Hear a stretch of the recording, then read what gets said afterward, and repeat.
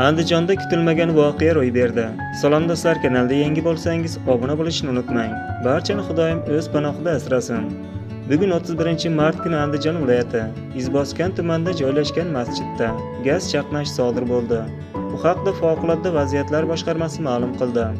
Ma'lum qilinishicha, mahalla hududida joylashgan masjidning birida gaz havo aralashmasi chaqnashi sodir bo'lganligi haqida Andijon viloyati Favqulodda vaziyatlar boshqarmasiga xabar kelib tushgan. Xabarga asosan viloyat Favqulodda vaziyatlar boshqarmasi rahbariyati mas'ullari hodisa joyiga yetib borgan. Vaziyat to'liq nazoratga olingan. Dastlabki ma'lumotlarga ko'ra, hodisa oqibatida 6 nafar fuqaro tan jarohat olgan. Favqulodda vaziyatlar boshqarmasi holat yuzasidan qo'shimcha ma'lumotlarni taqdim etishini ma'lum qilgan.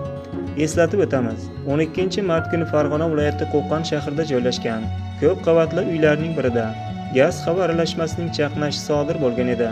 Sizlarga yetkazmoqchi bo'lgan xabarlar shu edi. Salomat bo'ling. Bizni kuzatishda davom eting. Tezkor xabarlar bizda.